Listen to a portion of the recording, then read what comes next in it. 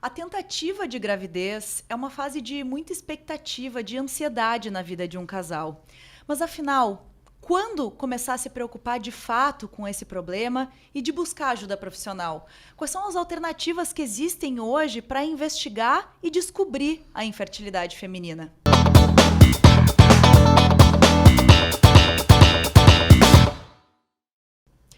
Olá, eu sou a Luíse Baini, jornalista, e esse é o Clinocast, podcast da Clinosol. Então fica aqui com a gente e não se esquece de já se inscrever no canal para receber todos os nossos vídeos em primeira mão. E hoje a gente está recebendo aqui no nosso estúdio o Dr. Felipe Bassols, que é médico ginecologista, obstetra e ultrassonografista. Doutor, muito obrigado por estar aqui conosco hoje. Eu que agradeço. Obrigado pela oportunidade de falar um pouquinho do meu trabalho e dos exames que contribuem com essa investigação feminina. Temos muita coisa importante para falar, é um assunto que rende muito. E eu queria começar lhe perguntando sobre essa questão do casal, né? Porque quando um casal decide engravidar, decide ter filhos, eles começam ali a tentar engravidar, não conseguem nos primeiros meses, já se desesperam, né? Acham que tem algum problema. Mas quando que é de fato a hora, né, de dizer, opa, tem algum problema aí, a gente precisa buscar ajuda? É uma ótima pergunta, principalmente para a gente começar, né? A gente considera hoje a infertilidade, primeiramente, a infertilidade ela é do casal, né? Então, existem uma porcentagem de quase 40% de causa de infertilidade masculina. Então, a gente sempre foca muito, talvez pela nossa cultura, de que a mulher é que tem um problema de infertilidade. Mas a gente não pode esquecer que o homem também pode contribuir, e bastante, com essas causas de infertilidade. Mas, como eu sou ginecologista e a gente acaba usando os exames e investigando as mulheres, esse é o nosso foco hoje. Então, a gente considera que um casal com uma mulher abaixo de 35 anos, tentando com relações sexuais regulares durante um ano, ela deva passar a investigar, se ela não engravidar nesse período. Acima de 35 anos, a gente muda para 6 meses. Se ela está tentando por 6 meses acima de 35 anos e não está engravidando, ela precisa ser investigada. O casal precisa ser investigado, mas a gente vai focar na mulher. E se a gente extrapolar um pouquinho, acima dos 40 anos, a gente investiga quando dá. Não precisa esperar 6 meses tentando, porque a gente sabe que a idade ainda é o pior fator, o principal fator que influencia negativamente na fertilidade, né?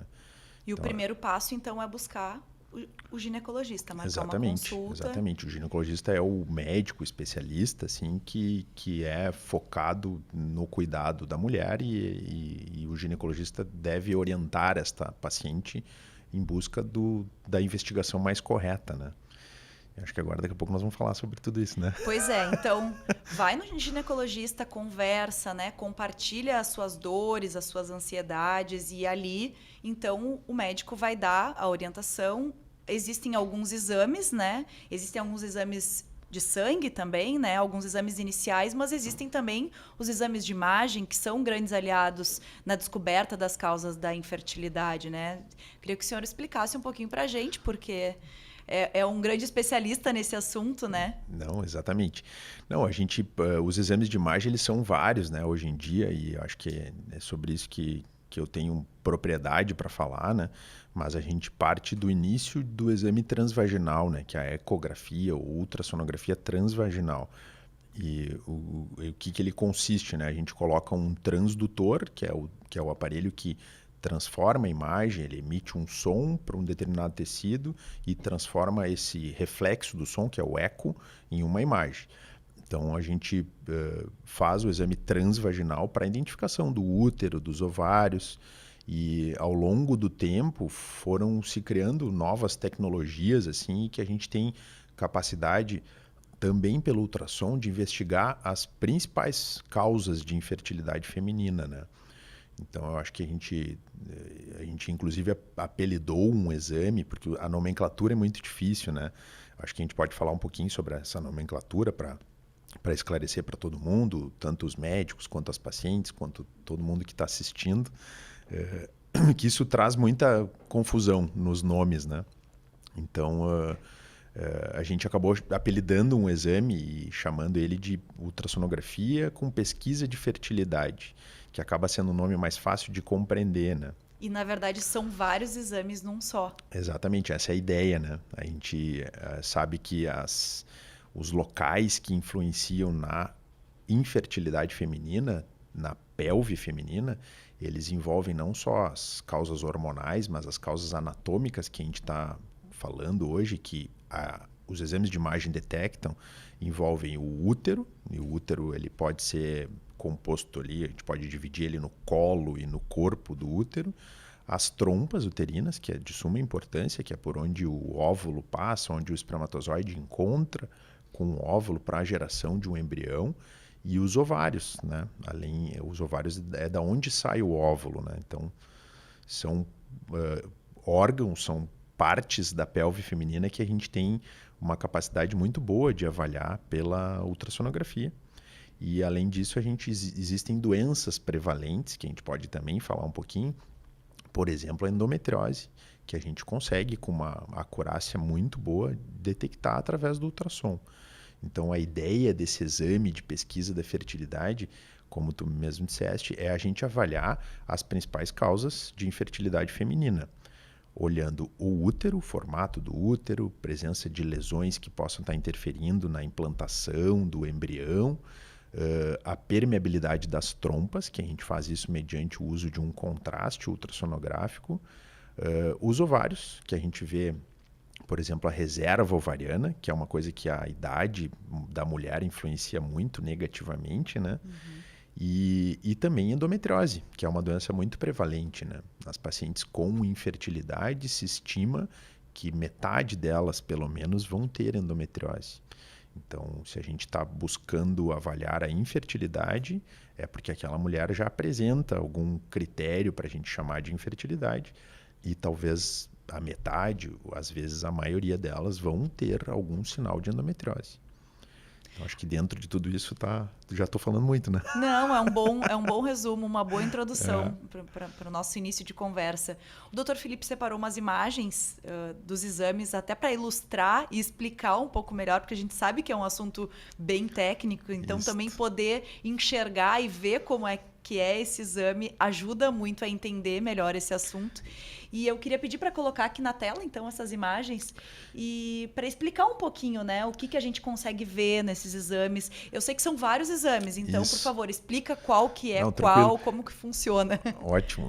Antes disso, eu gosto de dizer assim que na minha prática, assim, desde que eu comecei a me aprofundar assim nesse conhecimento, nesse tipo de atendimento para as pacientes, eu tenho uma tela grande no consultório, ali junto do exame, que eu gosto que as pacientes vejam o exame. Mesmo que não entendam essas imagens, eu acho mais fácil que as pacientes enxerguem uma coisa que a gente está explicando do que simplesmente imaginar. Já é abstrato as imagens do ultrassom para quem não trabalha com isso. Com certeza. Mas eu acredito que seja mais abstrato ainda se tu não está enxergando nada. Tu está imaginando uma coisa que já é abstrata, então isso é super difícil. Então a gente tem uma tela grande, assim, um telão, na verdade, que tipo, eu brinco com as pacientes que às vezes é um cinema, que é para elas poderem olhar aquilo que eu estou explicando, e muitas das imagens, principalmente quando a gente usa a tecnologia de 3D, 4D, tridimensional, né, que o ultrassom tem essa capacidade, elas são super didáticas. Então a gente consegue fazer pelo menos um pequeno entendimento daquelas patologias, né, que a paciente apresenta. Em tempo real, né? Em tempo real, exatamente. Deixando a paciente mais confortável Muito. também, né? Eu acho que pode deixar rodando, porque na verdade essa primeira imagem é uma demonstração de um mioma dentro do útero, né? Uma outra que é um mioma também. Mas eu acho que pode ir passando as imagens e a gente vai mostrando um pouco e a gente pode continuar conversando.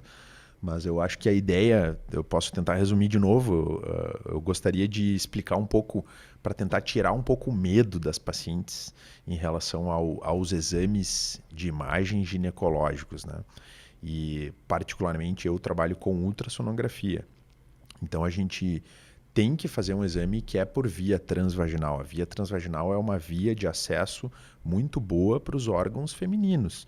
A gente precisa introduzir um aparelho pela vagina para ter uma visualização adequada e correta do útero, dos ovários e, consequentemente, de endometriose e das trompas. Esse processo, por si só, ele pode ser ansiogênico, a gente ter que colocar um aparelho, mas ele é um exame ginecológico, é um exame que nos traz talvez a melhor forma de trazer informações sobre essas patologias, essas causas femininas. E antes da gente falar sobre as patologias, eu acho interessante dizer que às vezes existe uma coisa que não é tangível, assim, que é a ansiedade, né? A parte psicológica desse processo, que é um processo super difícil de tu ficar frustrada de não conseguir engravidar. E às vezes a gente faz um exame e o exame não tem uma alteração grave ou não tem uma alteração que justifique aquela infertilidade. E a gente acaba percebendo também que algumas pacientes até engravidam mais fácil depois dos exames. E pode ser que um fator para isso seja o entendimento de que ela não tem uma patologia grave e ela relaxar com aquilo e lidar com o próprio corpo dela de uma forma mais natural e ela acabar engravidando com mais facilidade. E a gente sabe que os exames que avaliam trompa uterina também podem contribuir com isso, por uma teoria de que talvez a gente possa, por exemplo, lavar um pouco a trompa, porque a gente injeta um soro e um contraste que vai passar pela trompa e que vai nos possibilitar enxergar se aquela trompa é pérvia ou permeável, se ela é aberta. Sim. E ela precisa ser aberta para a passagem do óvulo, né? Então se entende, se deduz que os exames que se faz para avaliação de trompa, ele possa de alguma maneira melhorar o aspecto da trompa e a paciente ter mais chance, mais facilidade de engravidar, caso o fator tubário, que a gente chama, fosse um fator presente naquela paciente antes do exame, né? Não sei se ficou claro, ficou. mas... Eu queria tirar uma dúvida que é bem prática, né? Esse ultrassom para pesquisa de fertilidade, ele inclui vários exames. Ótimo. Então, quais são esses exames e como é que é? Dá para fazer tudo no mesmo dia? Ótimo, perfeito. A gente faz o exame geralmente em cerca de 40, 45 minutos. É um exame que a gente precisa que a paciente faça um preparo intestinal prévio, principalmente para visualização de endometriose. Então, quais são os 4 exames? A gente faz pesquisa de endometriose profunda, que é uma doença muito prevalente, como a gente já falou, e a gente enxerga ela na ultrassonografia. A gente conta os folículos antrais, são os nomes dos óvulos dentro do ovário, que são potenciais geradores de um embrião. Então a gente conta, às vezes manualmente, às vezes com uma tecnologia que ele identifica cada folículo que tem ali dentro. Tem uma imagem aqui que aparece mais coloridinha do ovário, a gente vai ver daqui a pouco. Aqui, eu acho que mais adiante. E, enfim, então esse seria um segundo exame. Que esse aí, ó, a gente consegue identificar os folículos dentro do ovário, às vezes dessa maneira, às vezes de uma maneira manual. Isso é realmente a contagem, né? É realmente a contagem de folículos. Exame, exatamente. De folículos. Então, recapitulando, pesquisa de endometriose, contagem de folículos antrais, que é uma coisa muito importante para potencial geração de embrião, né, de gravidez. Esterosonografia, e aí começa a atrapalhar por causa das nomenclaturas, mas a gente entende que ístero vem, o significado de útero. Ístero é útero, né? Sono é de ecografia e grafia é imagem, né? Então, esterosonografia é uma avaliação por imagem mais pormenorizada do útero. Então, o que a gente faz, e eu acho que daqui a pouco a gente explica um pouquinho mais de detalhe para não ficar tão enrolado, a gente coloca um soro dentro do útero. Então, a gente abre um pouco a cavidade endometrial, que é onde fica o bebê, né? Que é onde se gera a gestação. E a gente fazendo esse processo de colocação de soro, a gente consegue fazer algumas imagens em 3D. Se tu deixar rodando, daqui a pouco eu posso apontar para ela ali. E essa imagem nos mostra com mais precisão, por exemplo, se ela não tem um pólipo, se ela não tem uma sinéquia, que seria uma parte do endométrio grudada uma na outra. Ó, isso é esterossono. Ó. Então a gente tem Daqui a pouco eu posso explicar um pouco mais de detalhe, mas eu estou preenchendo o útero com soro. Esse preto na imagem é o soro. E isso todo, esse globo ali é o útero. Tá? É um útero normal, com um soro preenchendo a cavidade normal, mas é uma visualização melhor do que na ecografia sem isso, né? Então, de novo, recapitulando. Pesquisa de endometriose, contagem de folículos antrais, histerossonografia e o último, assim, que é a avaliação das trompas, que a gente chama de histerossonossalpingografia.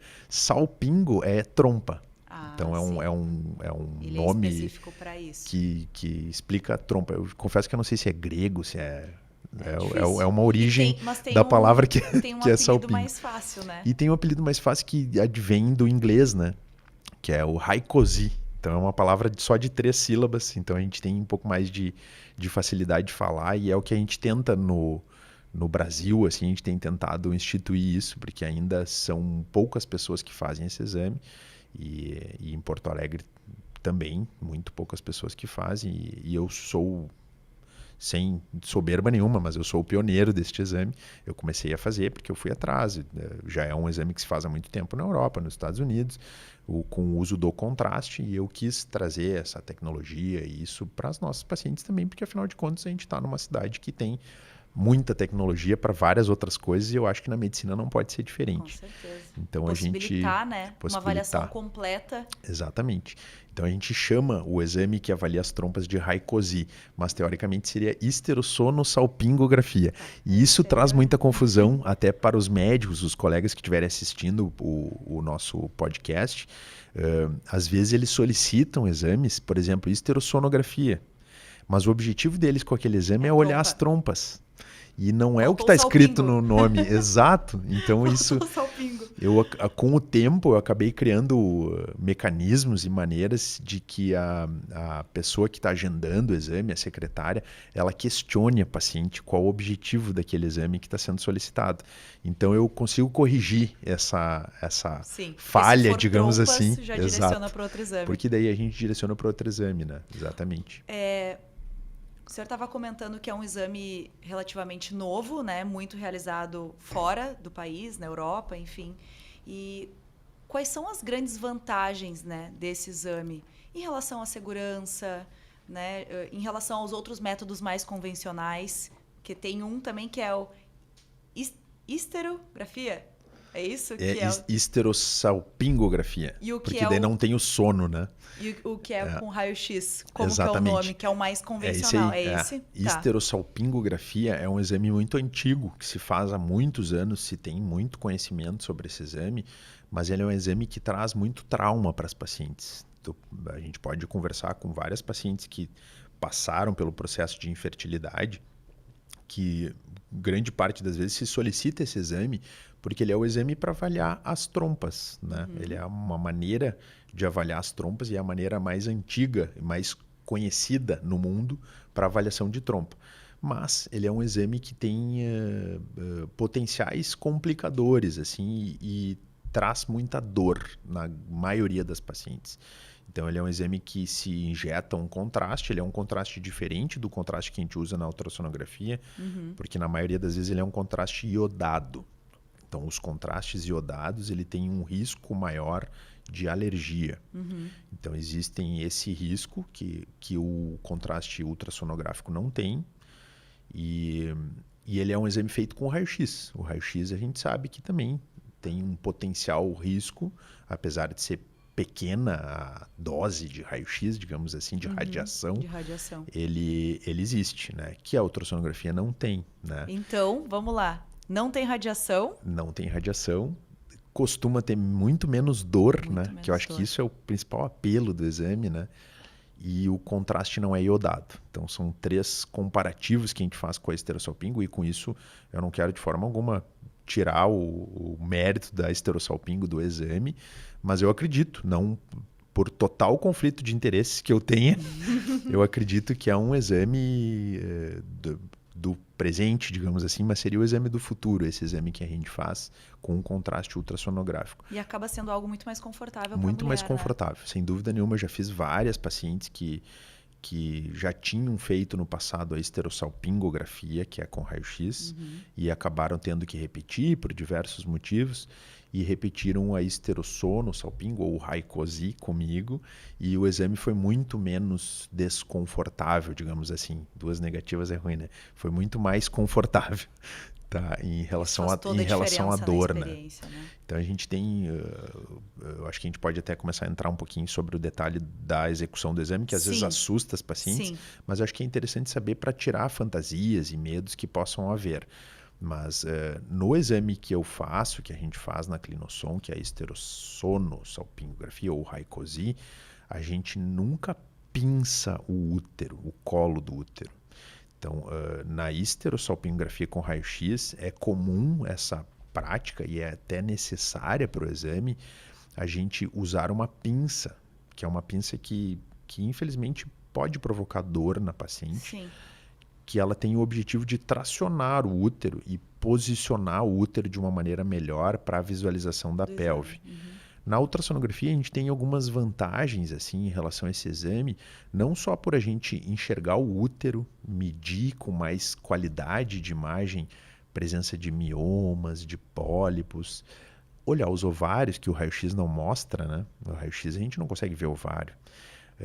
Endometriose, que a gente já falou que é muito prevalente, a gente não consegue ver no raio-x. Então a ultrassonografia nos traz todas essas vantagens e não tem dúvida, e é quase unânime que acaba sendo um exame melhor, né? É tudo com ultrassom transvaginal. Tem aquele exame que é o especular, né? Exato. Que é como se fosse o Papa Nicolau. É igual, exatamente igual. Às vezes até menos desconfortável que o Papa Nicolau. O Papa Nicolau a gente tem que coletar um material de dentro, então a gente dá uma mexida assim no colo. É desconfortável. A mulher que passou por isso sabe.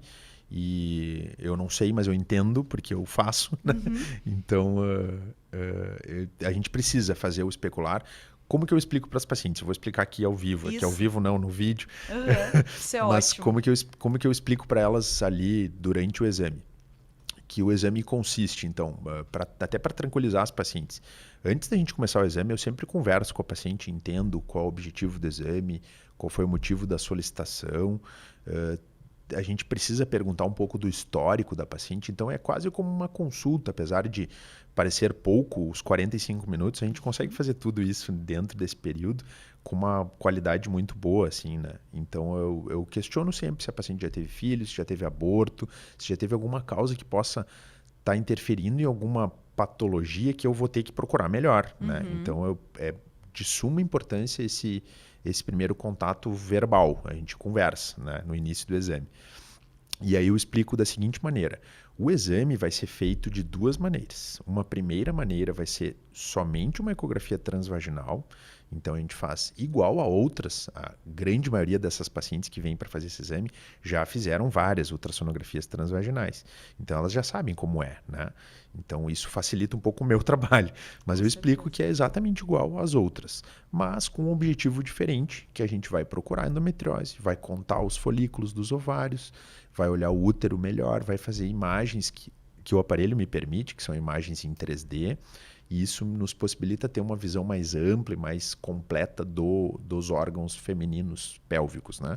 Então, eu termino a eco transvaginal com todas essas medidas e eu tiro o aparelho. É isso que eu explico.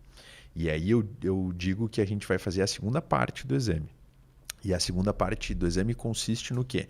Consiste no exame especular, que tu falaste, que é o espéculo, o bico de pato, que as pacientes chamam, que é um aparelhinho que a gente tem que introduzir na vagina, abrir para visualização direta do colo uterino, que é a porção do útero que fica em contato ou visual para a vagina. Sim. E neste colo a gente tem um orifício, tem um furinho, que é por onde passa a menstruação, por onde entram os espermatozoides.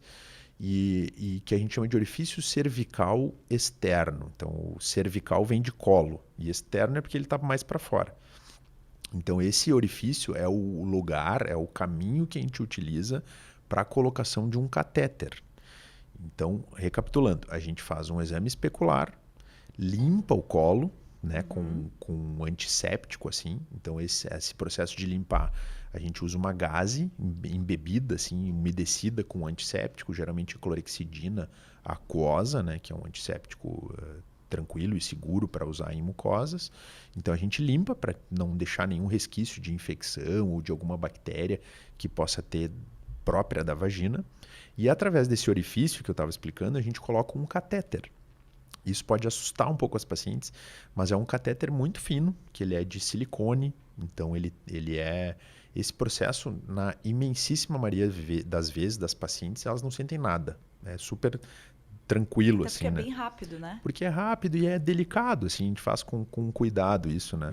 E a gente não pinça o colo, então o processo de pinçar é uma coisa que dói, né? Não tem necessidade de pinçar. Felizmente eu já fiz mais de 700 desses exames Nossa! e eu nunca precisei pinçar o colo, assim. Acho que não tem necessidade, a gente consegue passar o catéter e posicionar ele de uma maneira adequada sem a pinça, né?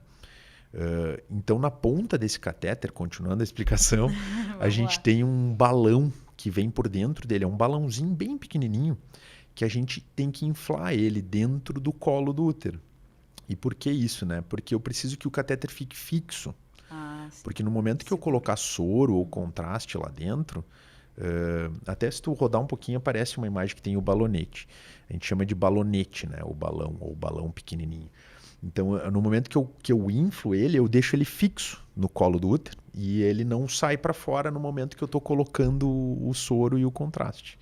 Tá? Então, ele é super importante às vezes nesse processo. Aí, ó, aquela bolinha ali embaixo na esquerda, aquilo ali é o balão inflado com soro. Então, ele retém o catéter dentro do útero e no momento que eu fizer uma pressão com o soro ou com o contraste, o catéter não sai, porque se ele sai, o soro e o contraste todos saem para fora também. Então eu Sim. preciso desse balonete inflado. Esse processo pode dar um pouco de cólica, eu sempre explico para as pacientes que o colo do útero ele é sensível, mas ele é adaptável. Então a gente infla o balonete, as pacientes em geral costumam sentir um pouquinho de cólica que em alguns segundos, alguns minutos alivia espontaneamente. Mas isso é de suma importância para a gente fazer o exame. Sim.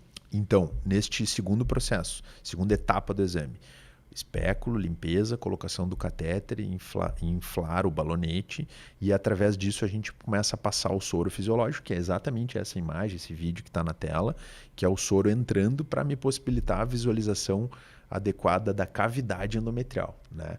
E tem algumas outras imagens rolando que na verdade é a construção.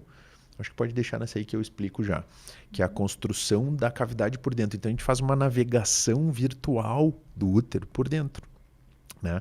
Então a gente consegue entrar na imagem, sair da imagem, cortar a imagem, porque ela é uma imagem volumétrica, né? Ela é um 3D.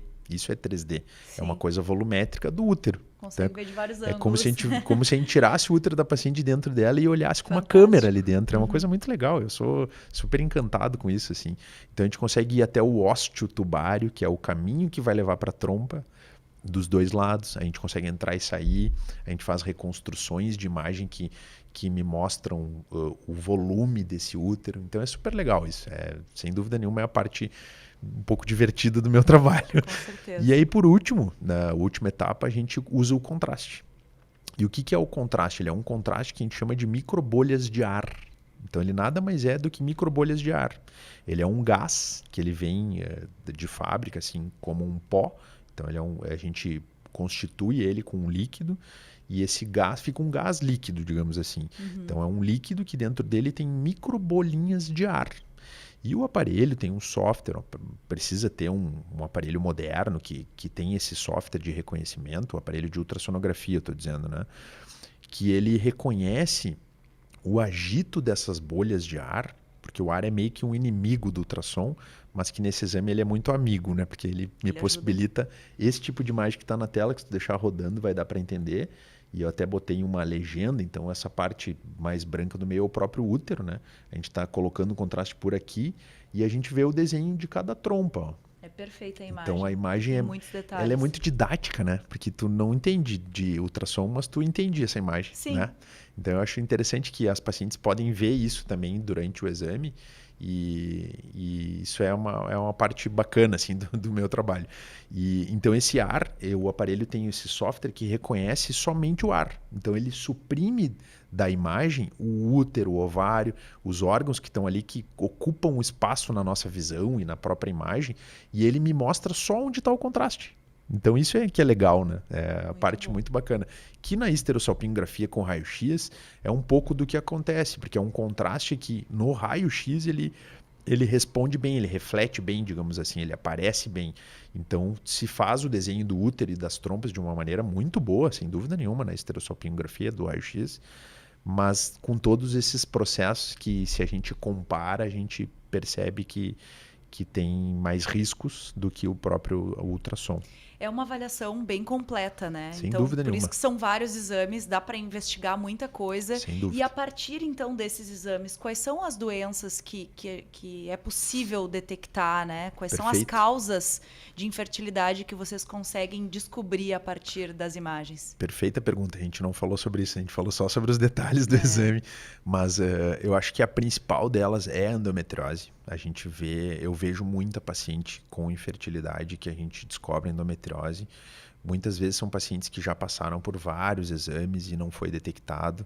Então a endometriose tem uma particularidade assim que é um exame que depende da gente se dedicar para procurar, para achar, para encontrar a endometriose. A gente sabe que ela é prevalente, mas a gente não tem na nossa formação médica, digamos assim, um treinamento para isso. A gente precisa se dedicar, como tudo na vida. A gente sabe que existem, por exemplo, vou dar um exemplo talvez esdrúxulo, mas, por exemplo, a gente pode pegar um cirurgião plástico, fica bem na moda e bem popular. Eu posso pegar um cirurgião plástico que saiba muito bem sobre nariz e operar muito bem nariz, mas ele não sabe tão bem de mama, por exemplo, de prótese mamária. E outro que saiba fazer muito bem a parte de mama e não saiba operar nariz, ou não tenha destreza, ou não queira, não tem interesse naquela área do nariz. E eu acredito que a endometriose é um pouco parecido com isso, porque se a gente não se dedica para estudar, para entender a doença e para procurar de uma maneira correta, a gente vai fazer uma avaliação superficial do útero e da pelve, dos órgãos femininos. É porque é uma doença de difícil diagnóstico, né? É uma doença de difícil diagnóstico, apesar de prevalente, e que traz muito transtorno, né? As pacientes têm muita dor, e a gente tem uma cultura muito ruim de que a mulher ter dor é normal, mas isso é totalmente errado. Então a dor no período menstrual, a dor na vida feminina, ela não pode ser lidada como normalidade, e negligenciada. Né? Então a gente precisa sempre buscar com mais atenção e identificar essas lesões, essas doenças, assim como a endometriose. Então, voltando um pouquinho à tua pergunta, para a gente não fugir tanto, tô que nem a minha avó fugindo do... É que é muita coisa é para muita falar, coisa para né? falar, né? Mas, enfim, então a gente busca endometriose. Endometriose eu acho que seria a doença principal assim, que a gente detecta nesse exame. As causas ovarianas, né? Então, por exemplo, a gente pode detectar uma paciente com uma baixa reserva de folículos e isso trazer muita dificuldade para ela engravidar e às vezes ela tem que fazer um processo de fertilização, até com ovo doação, com óvulo doado de outra paciente, né? Então, isso às vezes a gente pode detectar também com essa contagem de folículos, né? Outras coisas muito boas de serem vistas na ecografia que também podem contribuir com as causas de infertilidade são os processos aderenciais. Os órgãos, o útero, ovário, trompa, eles podem se grudar, eles podem ficar presos. E isso eles não funcionarem com normalidade. Entendi. E as causas dessa prisão, digamos, deles, dessa aderência, a gente chama isso de aderência, no termo mais técnico, podem ser algumas, né? A principal ainda ou pelo menos uma das principais é a própria endometriose, que causa aderência, mas também doenças infecciosas pélvicas ou inflamatórias pélvicas. Pacientes que têm ao longo da vida relações sexuais desprotegidas e adquirem um tipo de infecção, a clamídia, uma bactéria muito comum para isso, e às vezes não tem sintoma, ou tem um corrimento pequeno, não causa tu não identifica isso de uma maneira fácil. Nem saberia, não fosse exato. o exame de imagem. Mas causa aderência, faz com que a trompa não funcione direito, faz com que o ovário fique grudado. Então isso são causas que a gente no ultrassom, na mobilização, o ultrassom é um exame dinâmico, né? A ecografia que a gente faz é um exame que a gente aperta às vezes a paciente e tenta mobilizar os órgãos para ver se eles estão grudados.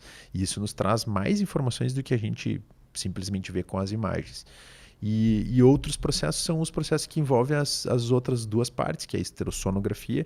Então, várias vezes aconteceu de eu olhar um útero sem colocar o soro e achar que ele estava normal. O endométrio, que é a porção de dentro, que é onde fica a gestação, um aspecto normal. E quando a gente coloca o soro, a gente acha. Por isso que é tão importante, né? Por isso que é interessante, principalmente os pacientes com infertilidade. A gente acha, por exemplo, um pólipo, que é como se fosse uma carninha assim dentro do útero que causa sangramento, pode causar infertilidade e pode até virar um câncer, né? Então, às vezes a gente pode não enxergar um pólipo no exame que tu não colocou o soro. Então, são coisas que o exame nos traz bastante informação. Outros aspectos que a gente pode detectar nesse exame são as alterações do formato do útero. Então, alguns úteros podem ser divididos. Então, existe o útero bicorno, que algumas pessoas já ouviram falar, mas o útero é como se ele tivesse um útero para cada lado. Sei lá, um coração, uma bundinha ali no final dele, digamos assim. Então, tem um útero por um lado, um útero por outro. Isso diminui o espaço interno do útero e pode, não é obrigatório, mas pode trazer dificuldade de gestação. Um septo uterino é outra causa de infertilidade ou até aborto, né? Porque é como se na formação do útero ficasse um tecido que invade o espaço da cavidade endometrial. Então, isso a gente detecta também com ultrassom e com a esterossono, que é a colocação do soro. A gente tem uma visualização muito melhor da cavidade endometrial. Miomas, como a gente já mostrou numa imagem, já falou, miomas é muito prevalente também, né? É o tumor benigno da mulher mais comum, né? Então, mioma é uma coisa muito prevalente e a gente acaba detectando não só no exame transvaginal, mas a gente consegue com a esterossono uma visualização melhor da localização desse mioma. Os miomas eles são piores quando eles estão junto do endométrio, que é onde o bebê fica, né? Vou repetir isso várias vezes porque é para tentar ser didático. Claro. Então, às vezes, a gente chama isso de mioma submucoso. Ele está na parte interna do útero. E, às vezes, no exame sem o soro, sem usar a esterossonografia, a gente não tem essa visão tão boa. A gente acha que ele está ali, mas não consegue entender o quanto ele está ali dentro, né? Então, a partir desse exame, a gente pode indicar diversos tipos de tratamento que podem contribuir para a paciente ter mais chance de engravidar. E eu acho que, por último, são as patologias tubárias, né? Eu acho que o principal uso, o principal benefício e vantagem que a gente tem em fazer a colocação do contraste é a gente visualizar a permeabilidade da trompa. A gente tem uma certa facilidade, não é difícil de enxergar o contraste passando pela trompa. Se o contraste passa pela trompa, porque a paciente tem possibilidade de engravidar espontaneamente, porque se passou um soro que eu estou colocando de trás para dentro, né, de fora para dentro, porque ele pode passar o óvulo e o espermatozoide, né? Mas além disso, ele pode não passar por outros aspectos, que é a trompa ser tortuosa, ela ter áreas de obstrução no meio dela e isso atrapalhar o processo normal da gestação, né? Então, além da permeabilidade, que é o nosso principal objetivo com o exame, a gente tenta com essas reconstruções em 3D, vocês viram ali o útero com a trompa desenhada, saber se ela não é torta, se ela não está deslocada de lugar, se ela não está de repente longe do ovário, que isso vai dificultar a captação daquele óvulo. Então, eu acho que traz, como a gente já falou no início, são as principais causas de infertilidade. A gente consegue detectar nesse exame e por isso que eu acho interessante chamar ele, até por causa da nomenclatura que é chata, né, de pesquisa de fertilidade. Eu acho que é mais didático e todo mundo entende com mais facilidade. E fornece muitas informações, né? Então, se faz vários exames, se tem um diagnóstico mais preciso, né? Isso pode também influenciar num tratamento mais efetivo para as pacientes? Sem dúvida nenhuma, sem dúvida nenhuma. Quando a gente detecta uma possível causa, a gente pode resolver aquela causa e isso facilitar. E a gente vê isso na prática, né? A gente, não só como antes a gente comentou, que às vezes saber que está tudo bem facilita o processo da paciente relaxar, assim, tá, agora eu acho que eu posso engravidar porque eu não tenho nada grave, né? Então isso, sem dúvida, isso acontece. Também conta, sem dúvida. Então. E então, se a gente fosse extrapolar, mas daí não quero que soe como uma mentira, assim, mas talvez a gente consiga contribuir até com isso, né? Sabendo que as coisas estão bem e a paciente fique mais tranquila para poder gestar, né? Mas, sem dúvida nenhuma, as patologias que a gente detecta, elas, a grande maioria tem tratamento e pode facilitar e contribuir com que a paciente tenha uma vida mais tranquila e até consiga engravidar, que no caso deste exame é o grande objetivo, né? E deve ser muito gratificante, né? É muito Depois de legal. acompanhar todo esse processo, saber da ansiedade do casal, né? Da frustração de não estar conseguindo. Sem dúvida E nenhuma. acompanhar, diagnosticar e depois... Porque também o senhor realiza o ultrassom Isso. obstétrico, então consegue acompanhar também na vida da gestante Sem dúvida. e receber a paciente no consultório, na sala de imagem e ver que ela está grávida deve ser É muito muito legal, bacana. é muito legal. Não, e a minha formação eu sou ginecologista e obstetra e acabei ao longo do tempo me especializando com ultrassonografia, né? Eu acho que é um grande aliado. Hoje em dia, as melhores faculdades de medicina já introduzem a ultrassonografia durante a formação médica, né? Na minha época não tinha dessa maneira, então eu busquei a ultrassonografia no momento que eu entrei na ginecologia e obstetrícia. E eu me especializei também em medicina fetal, né? Então, sem dúvida, é uma das partes mais legais a gente poder acompanhar todo esse processo, né? E a gente poder ver o embrião. E graças a Deus já aconteceu várias vezes, né? Pacientes que eu avaliei endometriose, eu avaliei a própria fertilidade, avaliei as trompas e depois elas engravidaram. Então, algumas acontecem, tipo, estão há 2, 3 anos tentando engravidar, não conseguem. A gente faz o exame e elas engravidam depois. A gente acredita que tem uma associação, ainda não é uma coisa 100% comprovada, mas a gente acredita que o exame ajude até ela a engravidar, né? Isso é mais legal ainda, né? E aí depois elas retornam para a gente ver o embrião, é super bacana, assim, fazer os exames de primeiro trimestre, que são super importantes. Então, sem dúvida, é uma parte legal do meu trabalho, assim. Com certeza, deve ser muito bacana.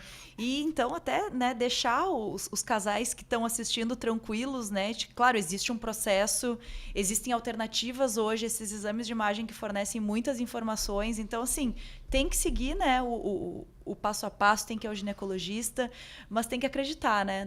Sem dúvida, sem dúvida. Tem que crer que é possível, assim, né? A gente chama as pacientes que não estão conseguindo engravidar ou estão tentando de tentantes, né?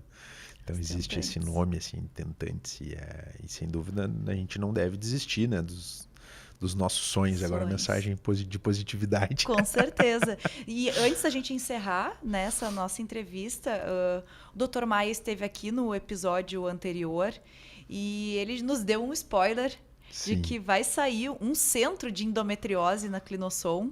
Então eu quero pedir para contar mais um pouquinho para a gente o que dá para adiantar aí sobre essa novidade. A ideia é a gente criar um núcleo assim de diagnóstico de endometriose, né, dentro da Clinossom, possibilitando com que as pacientes que venham, por exemplo, até de outras cidades, né, tenham no mesmo momento a avaliação de imagem, principalmente, de todas as maneiras que a gente tem para avaliar a endometriose, né? Então, hoje em dia, a gente tem no nosso arsenal de imagem para identificação de endometriose a ultrassonografia transvaginal com preparo intestinal e a ressonância magnética, que são exames que a gente faz na Clinossom. A Clinossom tem know-how e, inclusive, foi recentemente certificada pela ONA, né? Com um certificado de qualidade, né?